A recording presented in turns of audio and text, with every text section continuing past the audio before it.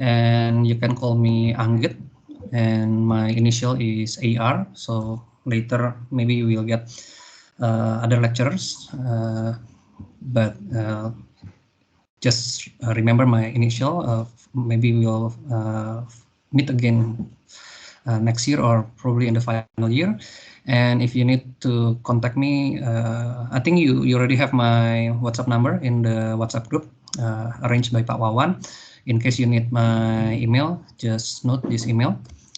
And then a little bit background about myself. So I finished my undergrad 11 years ago in ITB, and then I finished my PhD in about 5 years, and then I come back to ITB. And yeah, some of my main field of interest is about process system engineering, process simulation, carbon capture and storage, green fossil, and then CO2 absorption. Okay. So I will talk about pump and blower today, but before I start this lecture, I just want to remind you about some of the materials and reference provided to you. Just make sure that you can use it, especially before the class, because this fluid mechanics class is very common with a lot of formula. So sometimes you have to have some exercise and then have some couple iteration before understood the content very well and can do it quite fast. Okay, so let me jump to my MS Teams first. So in your MS Teams, go to the files, and then this should be the main reference that I use in the next 4 weeks probably. The slide for the last week has not been finalized, so but for the pump and blower, compressible fluid, and then gas liquid multiphase, you can check it. And also supporting reference, I think I give you to handbook and GPSA chapter, which is the main reference for the pump and the compressor. Okay, and then just as I mentioned in the group chat, I have prepared the YouTube playlist for you. So this is from like last year, but I think it still can be used. So please use this video, especially before the main session. Okay, so I told you to watch the 6A pump and blowers before the session, and then probably before next Thursday, please try to finish this 6B and 6C. Because we will talk a lot about pump in Thursday's session. Okay, so just a quick heads up. Okay, what else? I think that's it, the introduction from me. So this is what I got from Pak Wawan. Hopefully you've already finished the understanding of the energy balance and the friction calculation in the straight pipeline. So let's say we want to transport a liquid couple meters or kilometers using a straight pipeline, and how big the pressure drop will be in those system. Because of the friction, because of the delta elevation, because of the delta velocity, and so on. And then we will, so it's very related, especially the pump, NPSH, and the compressible fluid flow up until week 10. It's very related. So you can imagine that the question now is how to provide the sufficient pressure so that the flow can goes to the destination. Regardless of the friction along the pipeline. So of course, for a liquid, we have to supply the power, we have to supply the pressure using a pump. For a vapor with a relatively small pressure drop, it's okay to provide using a blower. But for a long pipeline, gas pipeline, we have to use a compressor. Okay, so that's the heads up. And then before the second exam, this is the final content. It's about two-phase flow, so it's the gas liquid, which makes it very complicated. The calculation becomes quite complex, and then the fluid flow itself become quite complex. So it will be explained as the last chapter before the second exam. Okay. Let me continue. So hopefully you already quite familiar with what is pump, okay, and what is blower. So this is the pump. So pump function is, of course, to continuously supply the energy. The keyword here is pump can only be used for a liquid. Okay, so there is no way you can use pump to compress vapor. Okay, it will creates a problem which is called as a cavitation, as we will discuss later, and the pressure of the vapor will not increase when you use a pump for a vapor. Okay, and probably you will damage your pump. Okay, so the keyword here is it's only used for a liquid. I believe most of your house will have a pump for a water, maybe from a well or from PDAM. So it's the same principle. So when I talk about the pump later on, just imagine the pump that you use in your house to extract water from the well, or probably to send the water from the tank to your toilet, to your bathroom, and so on. Okay, so the energy is needed. Okay, so it's a bit related with the thermodynamics course. Okay, so it's called a compression. Okay, so it's called a compression, but it's a compression for a liquid. Okay, and what's the difference? So I will explain about that a little bit, because it's very different, compressing a liquid and compressing a vapor. Okay, when we increase the pressure of a liquid, so obviously we will increase the pressure. So maybe I'll just put the block diagram. Okay, so that's the water, and then that's the water, and then we have a pump. Okay, so we will have energy. Okay, we will have an energy, or W in thermodynamics, which is used to provide the work required for the pump, maybe using electricity and so on. So if we have something called as a P suction, okay, so that's the common terms. Suction is all parts of the pump before the pump itself, so that's called suction, and then afterwards it's called discharge. Okay, so when we have a pump, of course the discharge pressure will be bigger than the pressure of the suction pressure. Okay, so using the energy provided by the electricity or the work. Okay, and for liquid, when we increase the pressure, usually the velocity will also increase. Okay, usually the velocity will also increase, and level could be increased. Okay, height, it could be increased depending on the system. Okay, if we want to transfer the water from underground to above level 10 of a building, for example, that's doable using a pump. Okay, but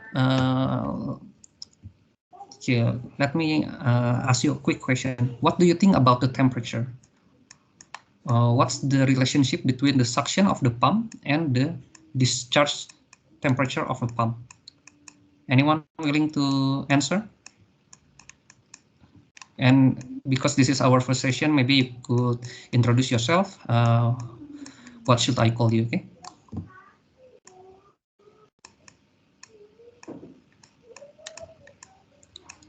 Okay, so let's say you're working with water in your house. Okay, let's say your temperature is ambient. I would say 30 degrees C.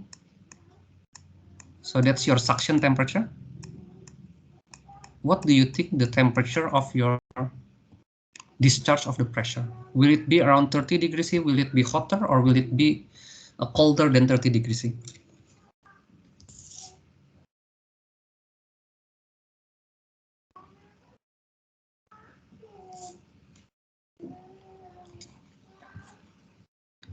Anyone willing to answer or guess?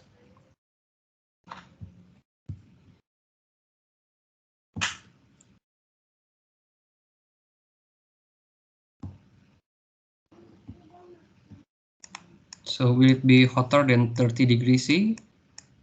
Will it be roughly around 30 degrees C? Or it will be colder than 30 degrees C? Just imagine, you use your electricity to increase the pressure of the liquid.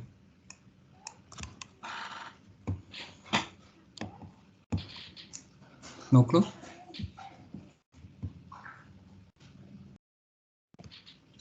Sir, will it be hotter? Okay. So who's this? Can you introduce yourself?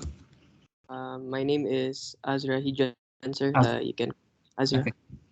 Okay. So Azra said you will get a hotter temperature. Okay. Any quick explanation? Why do you think you will get somewhat a hotter temperature? To be honest, don't have any clues, sir. I was Hmm. guessing. Okay. I Yes. don't just yeah. I just imagine it like because of the electricity, it's like transfer heat or something like Yep. that. That's true. Okay. No worries. So this is the big difference about liquid and vapor. Okay. Anyone familiar with this formula? That's the gas ideal equation, right? Uh, so what will happen when we increase the pressure of vapor? It will more or less follow the gas ideal equation. Okay, for a gas, it will only refer to a gas. Okay, for a gas, ideal gas, maybe we can put it that way, or if it's an actual gas, maybe we can calculate it using a correlation of a compressibility factor. Okay, the main part here is for a gas, when you increase the pressure, it will increase the temperature. Okay, because it's linear. It's almost linear. When you increase the pressure of a gas, when you compress from 1 bar to 10 bar, for example, the temperature will be very, very hot. You will get a very, very hot gas. Why? Because it follows the ideal gas equation, or at least it will follow the compressibility equation. That's the compressibility with Z roughly around 1 for ideal gas, right? What do you think is the compressibility factor of a liquid? Will it be close to 1 or will it be close to any other number?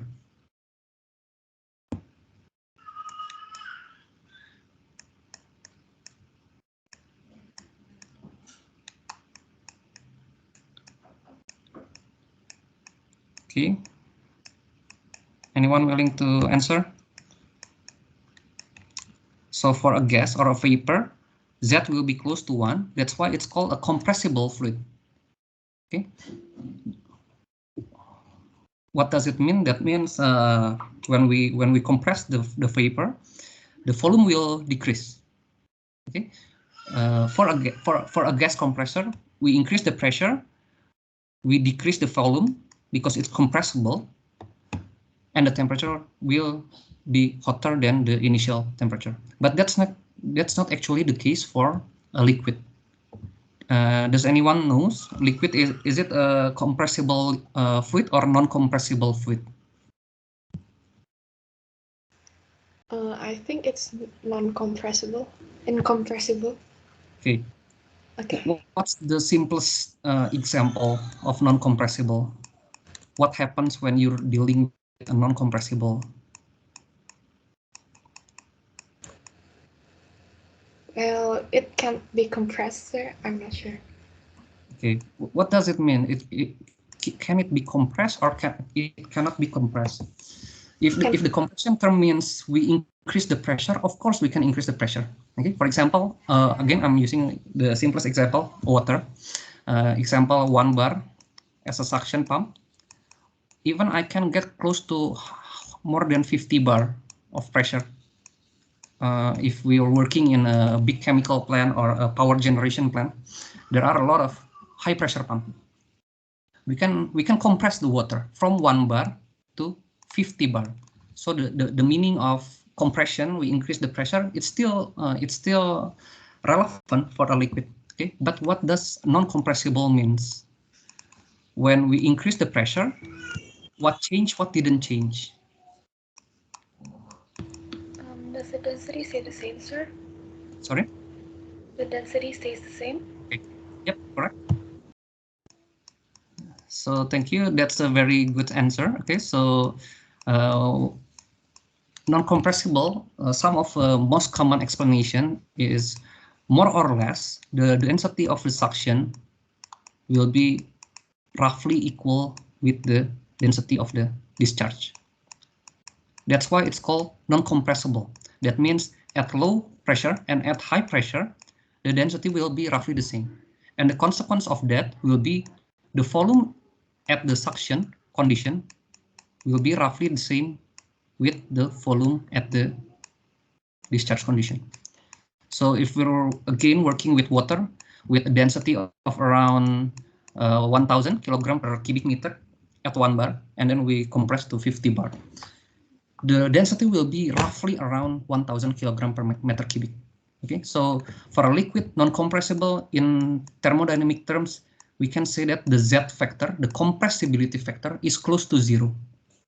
Okay, the compressibility factor is close to 0. So the consequence is we still can increase the pressure, but the volume remains constant, the density roughly remains constant, and the last consequence is the temperature also roughly remains constant. Okay, that's roughly remains constant. It increase if you being very analytic, maybe from 30 it increased to 30.01, 30.02. Okay, but it's not really meaningful in the overall temperature profile balance. Okay, so that's a very big difference between a liquid and a vapor. Okay, any question so far?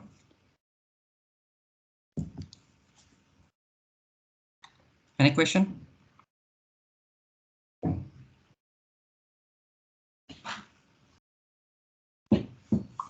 Okay, if you don't have any question, I'll give you a very interesting follow-up question. Which one is easier to be compressed? Is it easier to compress liquid, or is it easier to compress a gas? You can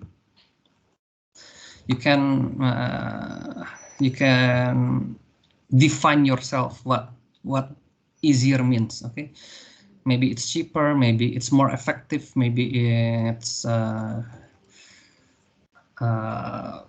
yeah, some of those examples. Okay, I already give you some of most important characteristic of liquid compression of pump and a gas compression in a compressor. Now I would like to ask you, which one is cheaper, which one is easier to be done? Sir, would it be gas to easily compress? Why? Any? I think like maybe Yep. the space of molecule, maybe, because like a gas in, let's say, pressure 180 m is like still many space between them, yeah. Okay. So you can compress them more, I think. Okay, fair enough. I haven't accept or reject the answer. Okay, I'll open if anyone have a different opinion. Okay, it's a very simple but basic chemical engineering. Okay, and the answer should be quite straightforward. Let me explain a little bit, but I want to hear some of your opinion. Okay, so the keyword here, the liquid is non-compressible. Gas, of course, it's compressible. Okay, so let's say if I have a pump, and then later I will have a compressor. Let's say both of them will compress 1 mole, just for simplicity's sake. Okay, 1 mole per second and 1 bar per 1 bar, and same thing in the suction and the for pump and compressor. And in the discharge part, of course, it's gonna be 1 mole per second as well. But let's say I will increase to 3 bar, for example. The pump is 3 bar as well, and the compressor is 3 bar as well. Which one is easier? Which one is cheaper, and so on? I think the pump, sir. Why do you think pump is because cheaper? it needs less work. Because Okay. if let's say you have you want to compress a gas, not only do you need energy to increase its temperature, but to increase its pressure, but also its temperature. So, yeah. Okay, thank you. That's another perspective. Okay, I think this is Galang, right? So Galang mentioned some of the important features of compression. Okay, let me put volume 1, volume 2. Okay, for simple explanation, volume 2 liquid, volume 2 gas, right? And then I have temperature, and then I have pressure already mentioned. Okay, so usually we will be trapped with the explanation about compressible and non-compressible, because it's very common to say that gas is a compressible fluid. Our brain will say that it's easier to be compressed because it's compressible, but that's actually not the truth. Okay. The truth is, again, this is a very basic chemical engineering selection. Compressing a liquid is always be easier than compressing a vapor. Okay, let's say we compress the same amount of liquid and vapor. Let's say the starting point of the pressure is the same. Okay, let's say the starting point of the temperature also the same, 30 degrees C. Okay, and then I will compare my pump work and my compressor work. Okay, it's almost a certainty that your pump will consume less energy than your compressor. It's almost a certainty. Okay, why? Some of those have been raised in our initial discussion over here. Okay, so obviously, so let me break it down. Okay, the pump and the compressor. Obviously for pump, we need to provide the work to increase the pressure, right? From P1 to P1L, P1 liquid, P2 liquid. Of course, that requires a work. For compressor, from P1, from 1 bar to P1 of a gas or vapor, of course, that requires a work as well, right? So now I already mentioned to you about the compressibility itself is the volume, the density. Okay? When we're working with a pump, the volume will almost constant. Okay, compared to compressor gas. Okay, so this is a liquid, this is a liquid, this is a gas. Will the volume of the gas smaller or bigger after the compression?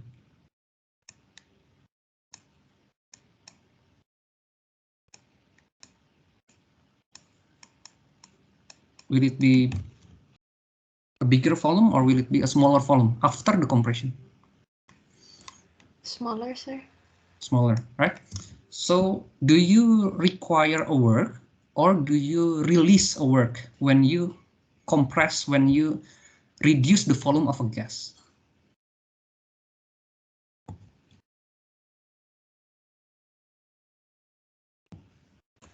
Need work, sir. It networks, okay? So you try to squeeze something, of course you have to put some force in it, right? You want to squeeze something into a smaller volume, so you have to unintentionally, some of your work will be used to change the volume itself. It's not your main purpose to provide the electricity. Your main purpose is still to increase the pressure, but because of the characteristic of the gas, some of those work will intentionally be used to squeeze the volume of the vapor itself. Okay, so let's say for a pump, maybe you only need, let's say just for an example, 10 watt for a pump, because almost all of those 10 watt will be used to increase the pressure. It will not be used to decrease the volume. It will not be used to increase the temperature of the liquid. It will remain constant. But for a compressor, it's gonna be much bigger than 10 watt for comparison, right? Why? Because when you provide 10, maybe only 2 out of 10 or maybe 3 out of 10 is used to increase the pressure. The other are being used to compress to change the volume and as well to increase the temperature. So that's why, again, it's actually easier to compress a non-compressible fluid. Okay, it's gonna be more effective. It's gonna be cheaper. Okay, any questions? Again, that's very basic. Okay, before we go into the details of the formula, just always remember the main difference of compressing a liquid and compressing a vapor. Any questions?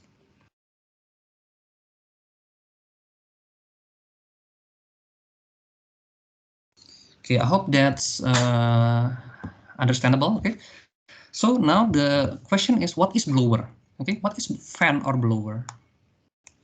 So fan or blower is actually used to flow the gas. Okay, so it provides a relatively small pressure difference to a vapor.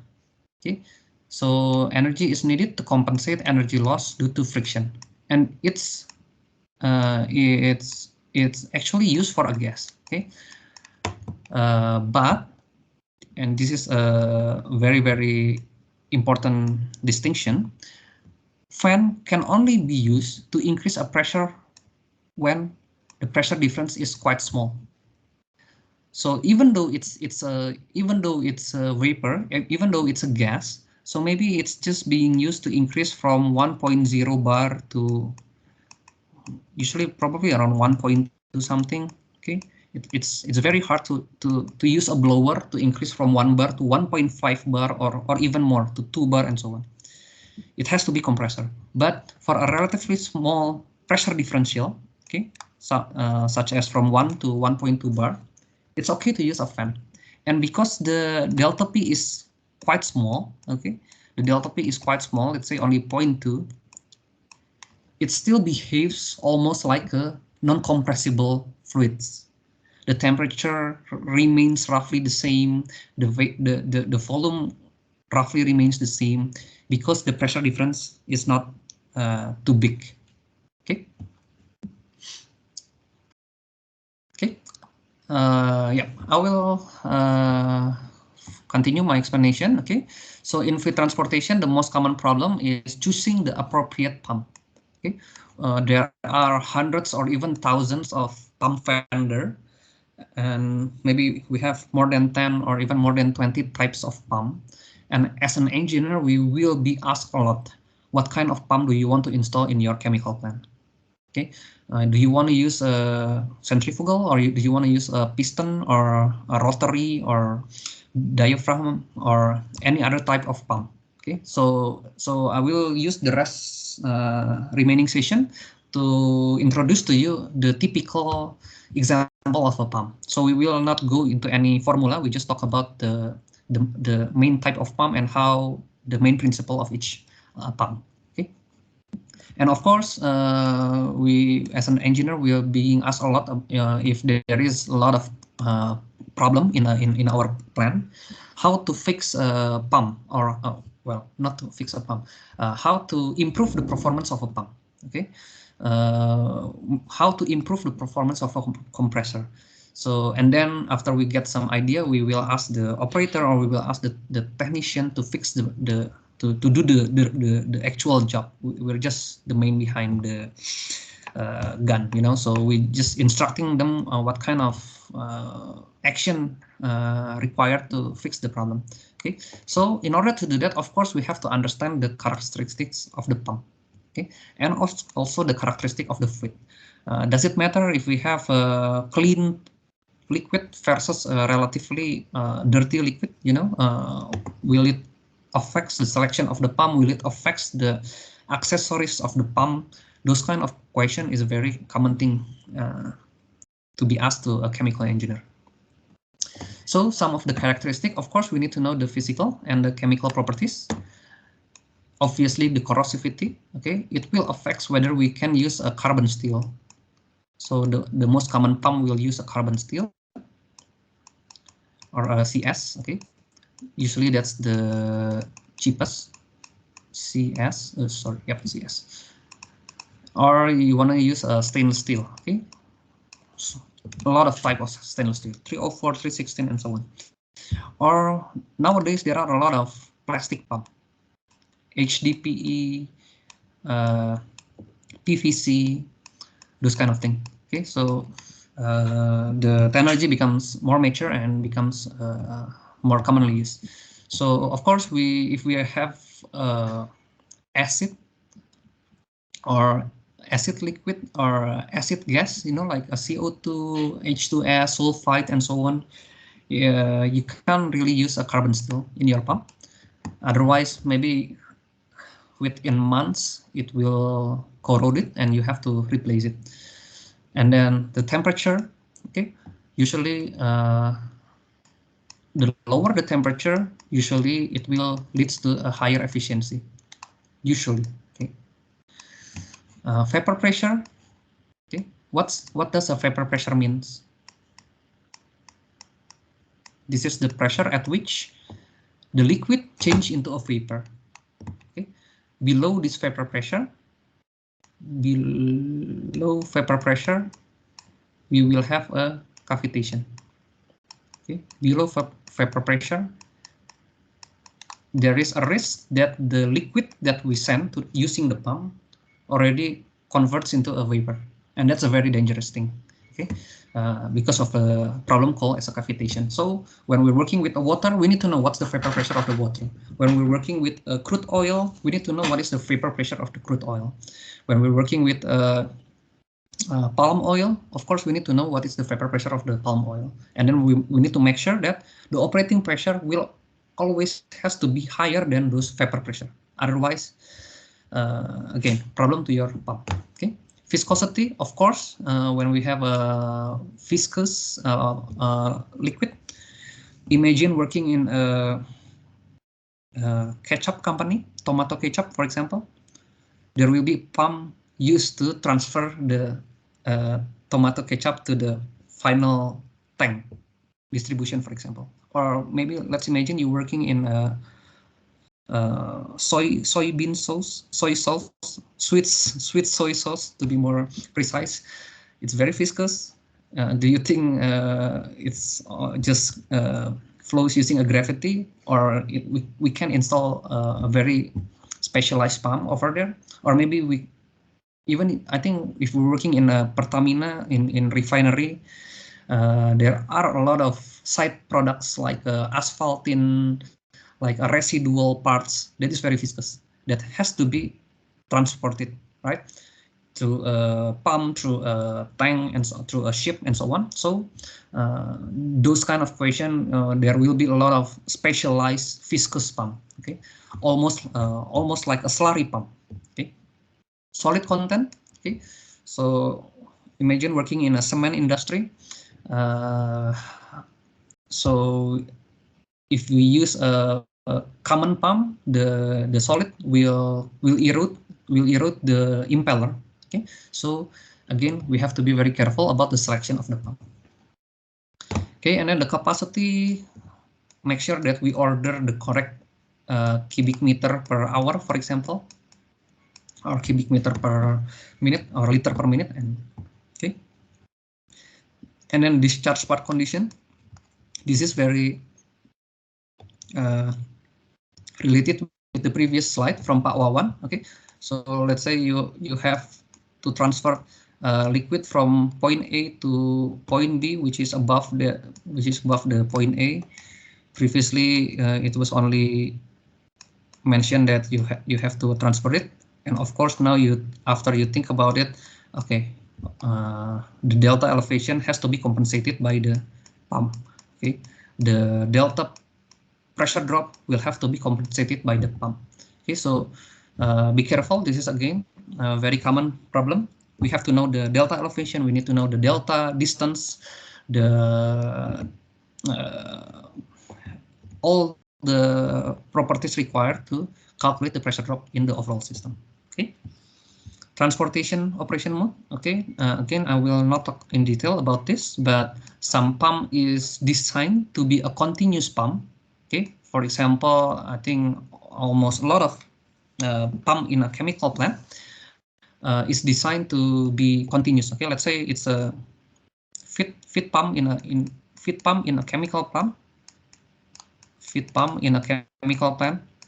What's the example? Okay, maybe methanol to DME, for example. DME is a substitute for LPG.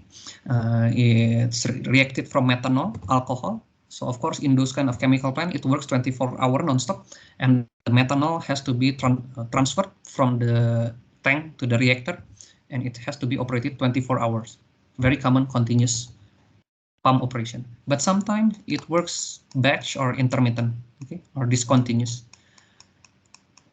Simple example is a sewage pump or utilities pump, toilet pump. Okay, that's a very common example of a batch or intermittent. So you just operate the pump when you need to use it, right?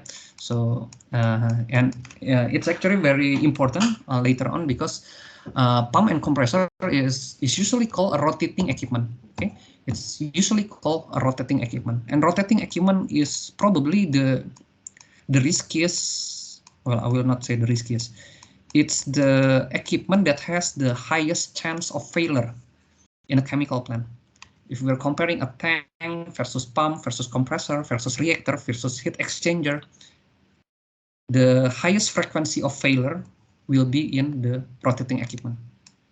That's just a common knowledge. Okay, why? Because there are hundreds of spare parts and components needs to work together to make sure that it works perfectly, right? If the screw is not correct, if the fluid is not correct, if the filter is not correct, it's just causing a lot of problem to the operator. Okay, so it has the highest failure rate in a chemical plant. So sometimes we have a backup.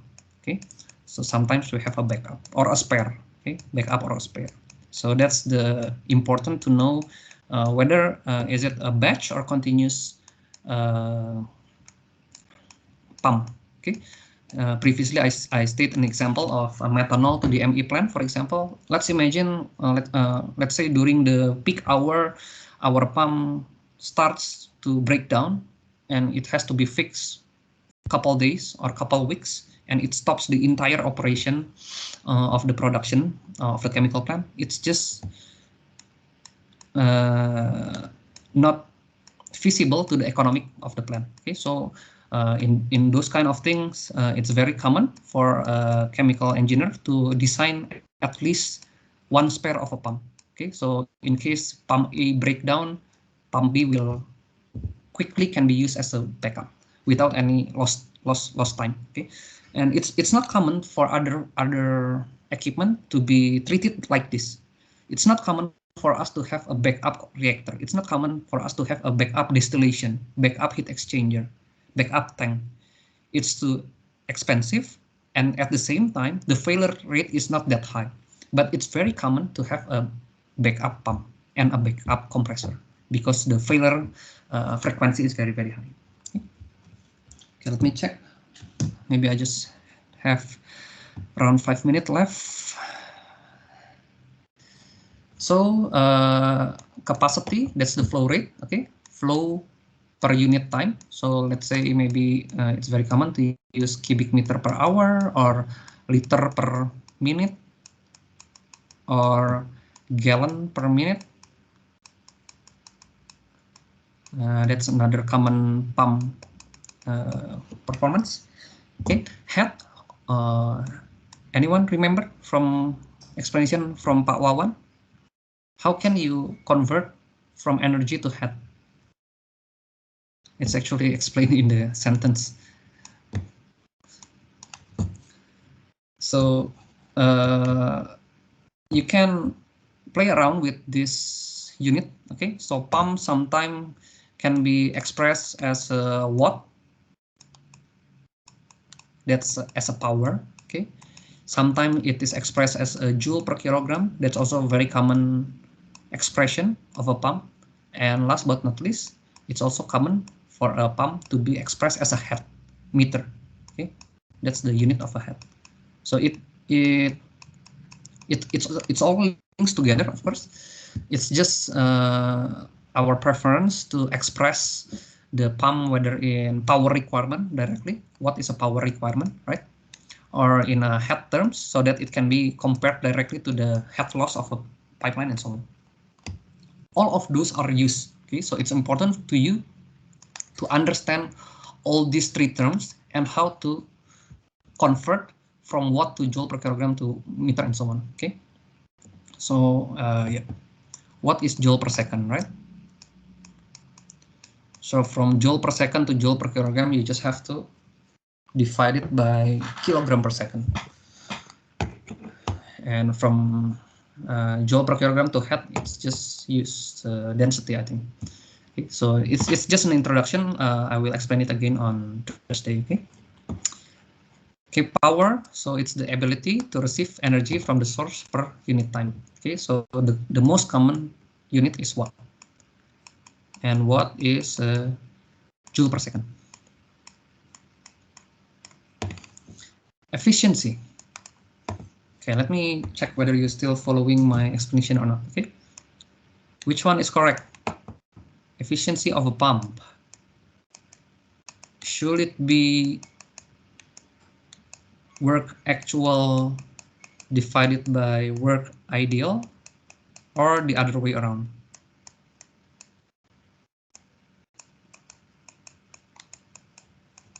It's thermodynamic equation that's still very relevant to fluid mechanics.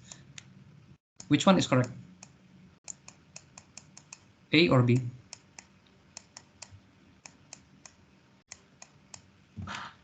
Of course, the result has to be below 100%, right?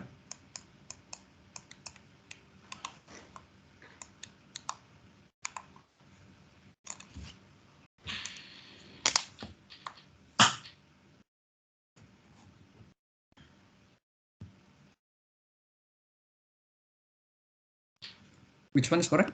B, sir. Sorry? B? B. Okay. Why? Which one is which work will be bigger in terms of the number? The ideal one or the actual one?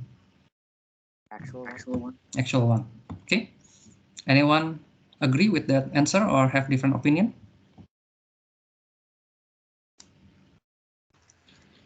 Agree, sir. Okay, so be careful. Okay, so pump is a compression, and it's you just have to be careful. Okay, so in this type of process, compression pump, this one is correct. So imagine that previously I give you example that you need a 10 kilowatt of power for a pump. Okay, let's say that ideally you only need 10 kilowatt of power to increase the pressure from 1 bar to 10 bar, for example. But because of the inefficiency, because of the friction, because of the loss and so on, it will be bigger than the ideal one. Okay, let's say it's bigger than 10 kilowatts. So maybe I'll give you just a quick number. Let's say 15. Okay, if I have this kind of system, ideal thermodynamically, when we calculate using the work expression, the integral VDP and so on, we just need 10 kilowatt. But actually, when we measure the electricity consumption in our plant, it's actually consumed 15 kilowatt. Okay, so it's a very direct correlation that our pump efficiency will be around 66.7%. Okay, and yeah, just this one is also correct, but only for an expansion unit. Okay, maybe in fluid dynamic, I don't think it will matters a lot, but in thermodynamic course, this formula should be correct if you use it for expansion, the opposite of compression. Okay, any question?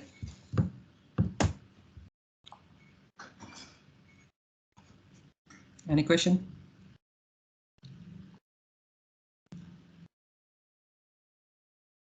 Okay, let me finish with this last slide. Okay, the rest of the slide will be given on Thursday. So let me finish using this slide. Again, we start with the ideal.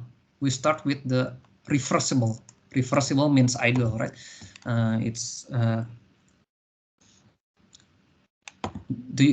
Anyone remember this equation? Is this has been explained in thermodynamics course? Or in thermodynamics, the formula is integral PdV. Which one is correct?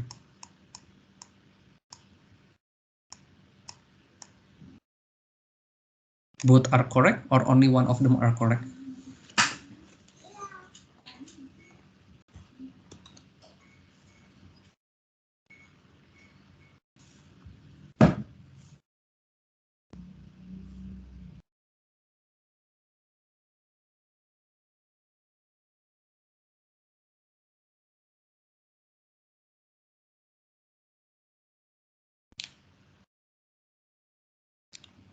Which one is correct?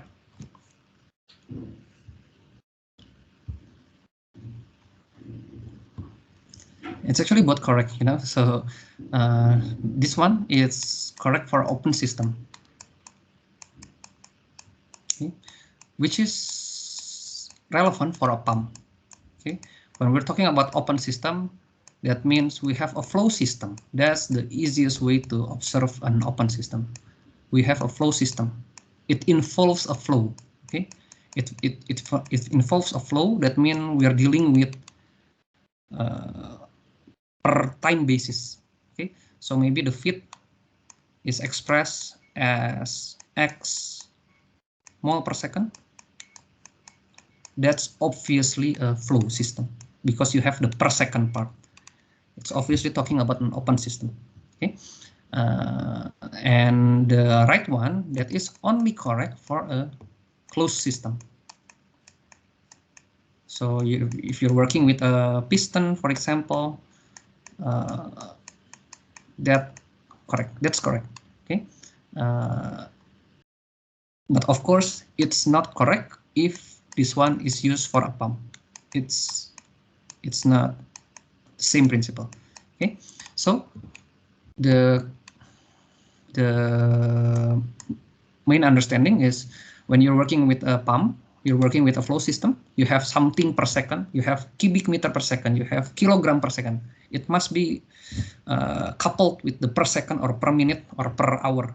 It's an open system. Okay, in those systems, the compression work can be expressed as integral VdP.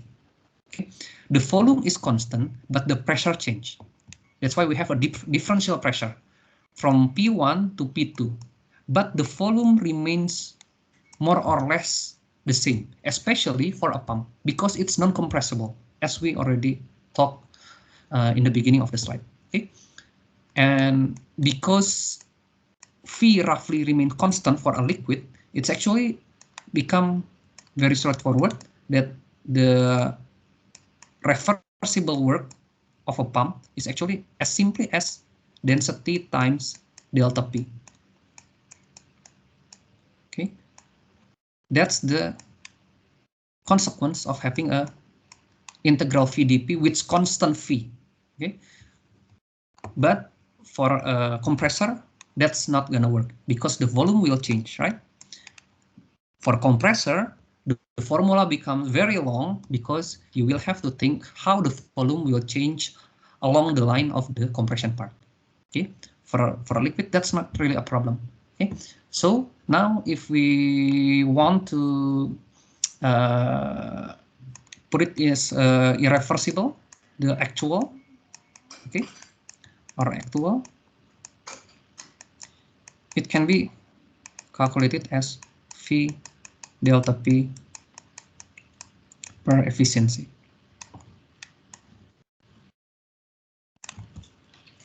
So as simple as that. Okay, so that's the same thing over here. Sometimes it's called BK or brake horsepower. Okay, brake kilowatt, brake horsepower. So this is the formula from the, I think, GPSA, but It's you don't really have to memorize it, okay? Because it's, again, for a liquid, it's as simple as V times delta P. When we have the efficiency, you just have to divide it by the efficiency. If we don't know the volume, okay, or if we need to convert, okay, power, that's in watt. Now, if we want to convert to joule per kilogram, for example, divide by kilogram per second. Divide by kilogram per second. Now you will get a joule per kilogram. And then you again divide by density. I think you will get a head. Now you get a head. You can double check it, okay? But that's just a quick reminder. Okay, I think that's it for today because the time is up. So hopefully it's give you a basic understanding about the pump. So on Thursday, I will talk about the classification and type of pump. So you can check if this is provided in the video. So that and then because we have 2 hours, I will try to introduce you with the calculation as well for the pump. Okay, so yeah, make sure you watch the 6B and 6C part. Okay. Okay, I think we'll conclude the session. So see you on Thursday. Thank you, sir. Thank you, sir. Thank you, sir. Thank you very much, sir. Thank you, sir. Sir. Thank you, sir. Thank you, sir.